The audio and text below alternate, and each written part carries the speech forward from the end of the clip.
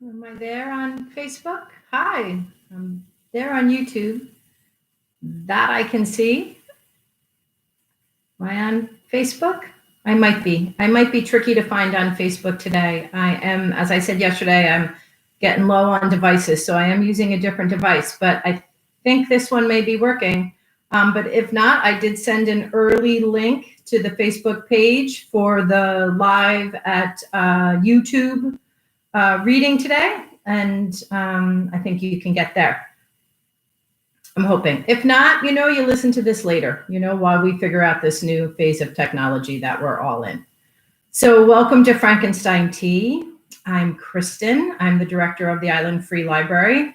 And this is a daily program from the library during this time of COVID.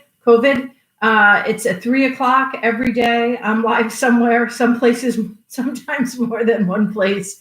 But it's my effort to stay connected to you. And I realized yesterday that one of the things that we do as librarians is we do something called Reader's Advisory, right? You come in and you say, what's a good book? This is what I like to read. So, this is like a long extended form of Reader's Advisory. This is a short story program from books that are generally in this building in our collection. And so you can come in anytime and find those books and read from them. The other thing that I do at Frankenstein Tea is I like to check in with everybody, see how they're doing. And so I'm going to do our little, when I break out this little cheat sheet, this is our little midday check-in for people. So have you eaten a regular meal? Have you showered? Have you had enough sleep? Are you thinking kind thoughts about yourself? Have you had fresh air? Have you connected with someone you love? And have you moved your body today? Those are all do's. And then the don't on this list is don't compare yourself to others. Don't compare yourself to others, but do eat a regular meal, shower, get enough sleep, think kind thoughts, get some fresh air, get connected with someone you love, and move your body. So that's your mental health checklist for today. On Block Island, I'm vice president of NAMI, which is the National Alliance on Mental Illness. That chapter works, really, we really work hard at eliminating stigma and reducing shame around mental health issues. So if that list isn't cutting it for you and you need some help, I encourage everyone to reach out and get the help they need.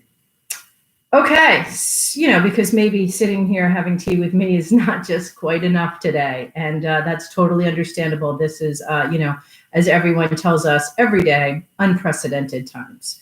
So not always going to be easy. But if you are here with me, have a sip of your tea. I see my dad. Hi, Dad, you made it. Yay. I can't get comments in the Facebook today, so I don't know if Mom's struggling along, but hopefully she'll get here. I also see that I have a few other friends and listening to Frankenstein Tea, and I love that. And it makes me feel like, maybe this is one of those things from COVID, the time of COVID, as I call it. I prefer not to say crisis, that will carry forward. Like maybe this is always like a nice time to take a time out from your work, or maybe work through this, or maybe do a different project, or maybe sit back and relax, like whatever you're doing, or whenever you listen to this. So I'm starting to percolate that idea.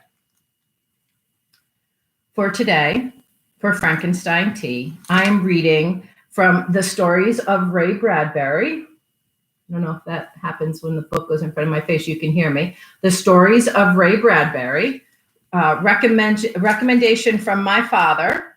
He asked for The Foghorn, and I'm going to read that today. And before I do, I want you to note that this book is published by Knopf, and I want you to know that this book is in our library, and look, it has that old great book tag, the book stamp place.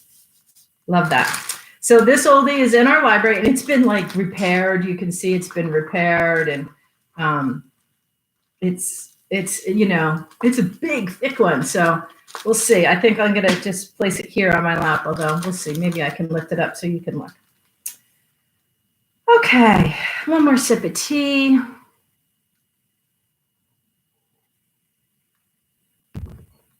Ray Bradbury, from the stories of Ray Bradbury, The Foghorn. Out there in the cold water, far from land, we waited every night for the coming of the fog. And it came, and we oiled the brass machinery and lit the fog light up in the stone tower. Feeling like two birds in the gray sky, McDunn and I sent the light touching out, red, then white, then red again, to eye the lonely ships. And if they did not see our light, then there was always our voice, the great, deep cry of our foghorn, shuddering through the rags of mist to startle the gulls away like decks of scattered cards and make the waves turn high and foam. It's a lonely life, but you're used to it now, aren't you? Asked McDunn. Yes, I said. You're a good talker. Thank the Lord. Well, it's your turn on land tomorrow, he said, smiling, to dance the ladies and drink gin. What do you think, McDunn, when I leave you out here alone? On the mysteries of the sea. McDunn lit his pipe. It was 7:15 of a cold November evening, the heat on, the light switching its tail in 200 directions, the foghorn bubbling in the high throat of the tower. There wasn't a town for 100 miles down the coast, just a road which came lonely through dead country to the sea, with few cars on it, a stretch of 2 miles of cold water out to our rock, and rare few ships. The mysteries of the sea, said McDunn thoughtfully. You know, the ocean's biggest damned snowflake ever. It rolls and swells 1,000 shapes and colors, no two alike. Strange. One night, years ago, I was here alone when all of the fish of the sea surfaced out there. Something made them swim and lie in the bay, sort of trembling and staring up at the tower light going red, white, across them so I could see their funny eyes. I turned cold. There was like a big peacock's tail moving out there until midnight. Then, without so much as a sound, they slipped away. The million of them was gone. I kind of think maybe, in some sort of way, they came all those miles to worship. Strange. But think how the tower must look to them, standing 70 feet above the water, the god light flashing out from it, and the tower declaring itself with a monster voice. They never came back, those fish. But don't you think for a while they thought they were in the presence? I shivered. I looked out at the long gray lawn of the sea, stretching away into nothing and nowhere. Oh, the sea's full. McDunn puffed his pipe nervously, blinking. He had been nervous all day and hadn't said why. For all our engines and so-called submarines, it'll be 10,000 centuries before we set foot on the real bottom of the sunken lands, in their fairy kingdoms there, and no real terror. Think of it. It's still the year 300,000 before Christ down there, while we've paraded around with trumpets, lopping off each other's countries and heads. They had been living beneath the sea, 12 miles deep and cold, in a time as old as the beard of a comet. Yes, it's an old world. Come on, I got something special I've been saving up to tell you. We ascended the 80 steps, talking and taking our time. At the top, McDunn switched off the room lights so there'd be no reflection in the plate glass. The great eye of the light was humming, turning easily in its oiled socket. The foghorn was blowing steadily, once every 15 seconds. Sounds like an animal, don't it? McDunn nodded to himself. A big, lonely animal crying in the night, sitting here on the edge of 10 billion years, calling out to the deeps. I'm here. I'm here. I'm here. And the deeps do answer. Yes, they do. You have been here now for 3 months, Johnny, so I better prepare you. About this time of year, he said, studying the murk and fog, something comes to visit the lighthouse. The swarms of fish, like you said. No, this is something else. I put off telling you because you might think I'm daft, but tonight's the latest I can put it off. For if my calendar is marked right from last year, tonight's the night it comes. I won't go into detail. You'll have to see it yourself. Just sit down there. If you want, tomorrow you can pack your duffel and take the motorboat into land and get your car parked there at the dinghy pier on the Cape and drive on back to some little inland town and keep your lights burning nights. I won't question or blame you. It's happened 3 years now, and this is the only time anyone's been here with me to verify it. You wait and watch. Half an hour passed with only a few whispers between us. When we grew tired waiting, McDunn began describing some of his ideas to me. He had some theories about the foghorn itself. One day, many years ago, a man walked along and stood in the sound of the ocean on a cold, sunless shore and said, "We need a voice to call across the water, to warn ships. I'll make one. I'll make a voice like all of time and all of the fog that ever was. I'll make a voice that is like an empty bed beside you all night long, and like an empty house when you open the door, and like trees in autumn with no leaves. A sound like the birds flying south, crying, and a sound like a November wind and the sea on the hard, cold shore. I'll make a sound that's so alone that no one can miss it, that whoever hears it will weep in their souls, and hearts will seem warmer, and being inside will seem better to all who hear it in the distant towns. I'll make a sound and an apparatus, and they'll call it a foghorn, and whoever hears it will know the sadness of eternity and the briefness of life." The foghorn blew. "I made up that story," said McDunn quietly. "Tried to explain why this thing keeps coming back to the lighthouse every year. The foghorn calls it, I think, and it comes."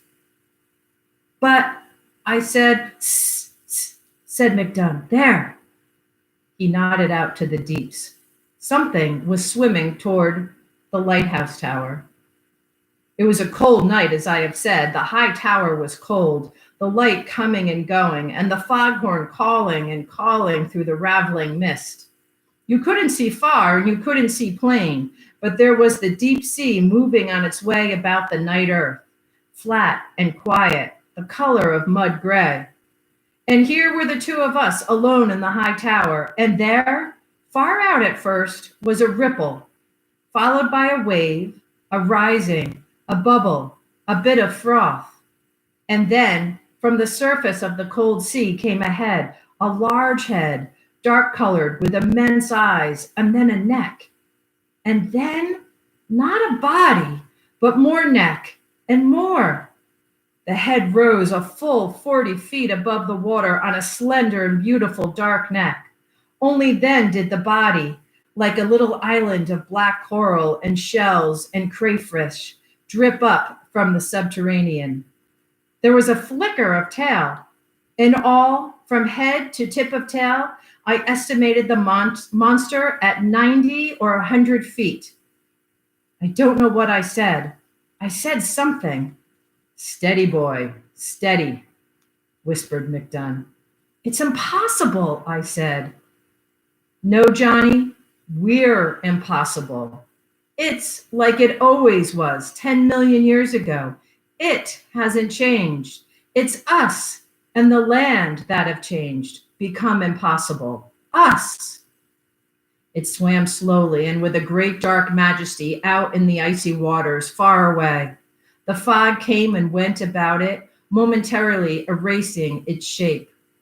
One of the monster eyes caught and held and flashed back our immense light, red, white, red, white, like a disc held high and sending a message in primeval cold. It was as silent as the fog through which it swam. It's a dinosaur of some sort. I crouched down, holding to the stair rail. Yes, one of the tribe. But they died out. No, only hid away in the deeps. Deep, deep down in the deepest deeps. Isn't that a word now, Johnny? A real word? It says so much. The deeps. There's all the coldness and darkness and deepness in the word, world, in a word like that. What do we do? Do? We got our job. We can't leave. Besides, we're safer here than in any boat trying to get to land. That thing's as big as a destroyer and almost as swift. But here, why does it come here? The next moment I had my answer. The foghorn blew, and the monster answered. A cry came across a million years of water and mist, a cry so anguished and alone that it shuddered in my head and my body. The monster cried out at the tower. The foghorn blew. The monster roared again. The foghorn blew. The monster opened its great toothed mouth, and the sound that came from it was the sound of the foghorn itself, lonely and vast and far away. The sound of isolation, a viewless sea, a cold night, apartness. That was the sound. Now, whispered McDunn, do you know why it comes here? I nodded. All year long, Johnny, that poor monster there lying far out, 1,000 miles at sea and 20 miles deep maybe, biding its time. Perhaps it's 1,000,000 years old, this one creature. Think of it, waiting 1,000,000 years. Could you wait that long? Maybe it's the last of its kind. I sort of think that's true.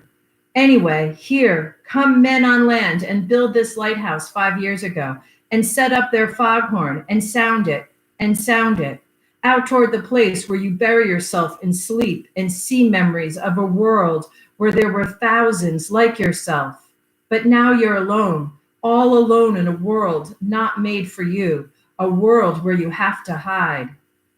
But the sound of the foghorn comes and goes, and you stir from the muddy bottom of the deeps, and your eyes open like the lenses of 2-foot cameras, and you move slow, slow, for you have the ocean sea on your shoulders, heavy.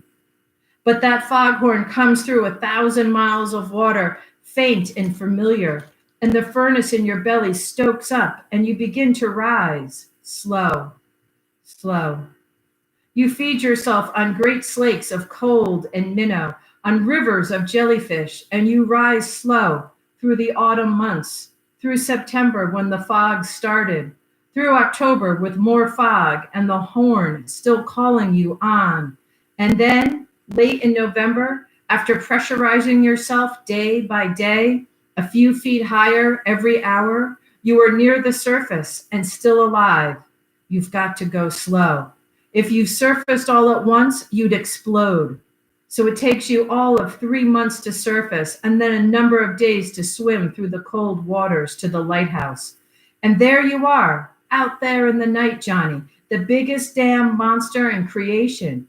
And here's the lighthouse calling to you with a long neck like your neck sticking way out of the water and a body like your body. And most important of all, a voice like your voice.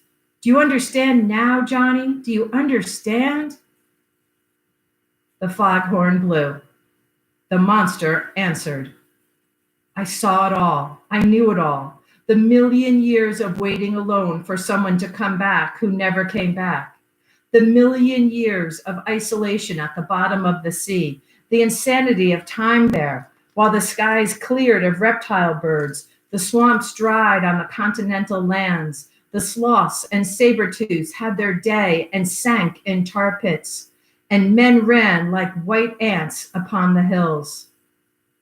The foghorn blew.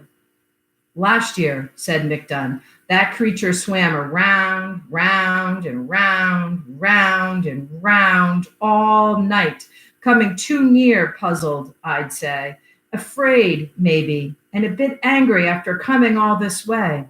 But the next day, unexpectedly, the fog lifted. The sun came out fresh. The sky was as blue as a painting, and the monster swam off away from the heat and the silence and didn't come back. I suppose it's been brooding on it for a year now, thinking it over from every which way. The monster was only 100 yards off now, and the foghorn crying at each other. As the lights hit them, the monster's eyes were fire and ice, fire and ice.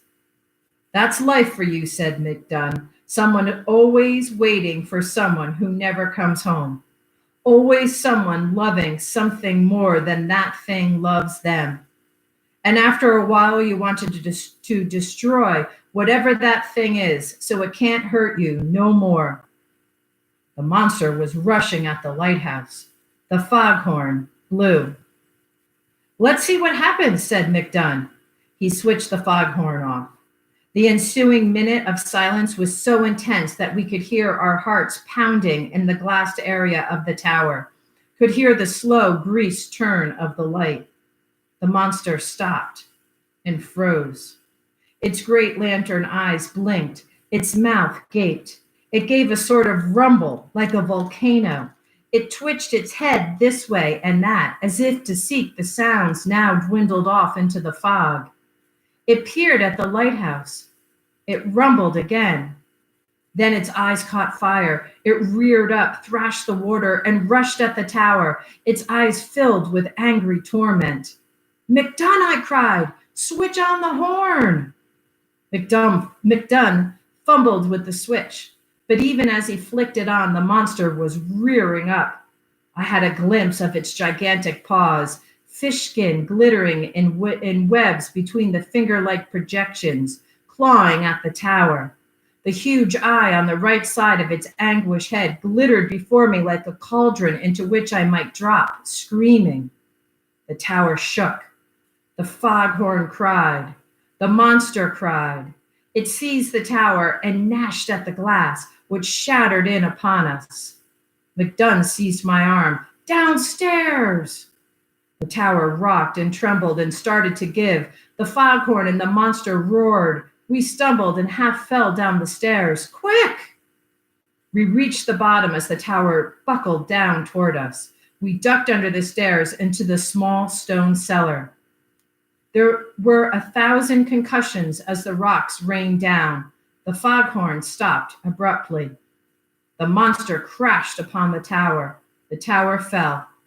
We knelt together, McDunn and I, holding tight, while our world exploded. Then it was over, and there was nothing but darkness and the wash of the sea on the raw stones. That and the other sound. Listen, said McDunn quietly. Listen. We waited a moment, and then I began to hear it. First, a great vacuumed sucking of air, then the lament, the bewilderment, the loneliness of the great monster folded over and upon us, above us, so that the sickening reek of its body filled the air, a stone's thickness away from our cellar. The monster gasped and cried. The tower was gone. The light was gone. The thing that had called it across 1,000,000 years was gone. And the monster was opening its mouth and sending out great sounds. The sounds of a foghorn, again and again. The ships far out at sea, not finding the light, not seeing anything, but passing and hearing, late that night must have thought, there it is, the lonely sound, the lonesome bay horn. All's well, we've rounded the cape. And so it went for the rest of that night. The sun was hot and yellow the next afternoon when the rescuers came out to dig us from our stoned under cellar. It fell apart is all, said McDunn gravely. We had a few bad knocks from the waves, and it just crumbled. He pinched my arm. There was nothing to see. The ocean was calm, the sky blue. The only thing was a great algaic stink from the green matter that covered the fallen tower stones and the shore rocks.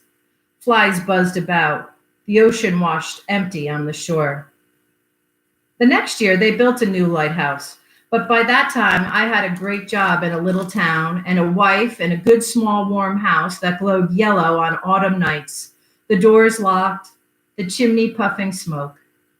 As for McDunn, he was master of the new lighthouse, built to his own specifications out of steel reinforced concrete.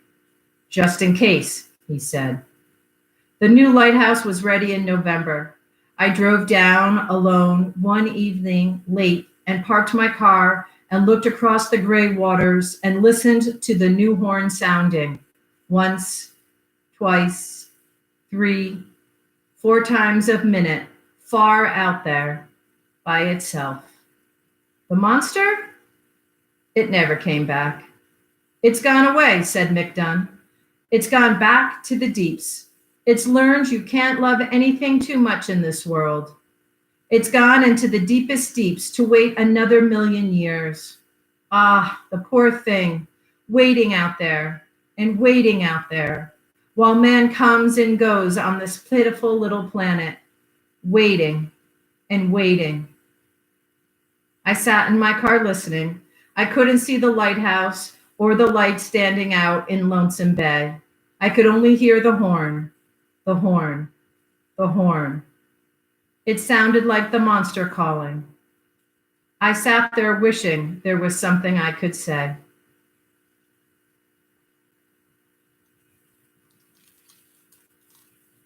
That is The Foghorn by Ray Bradbury from a book called The Stories of Ray Bradbury. I hope you all found me. If not, I'll make sure that it stays up on our websites.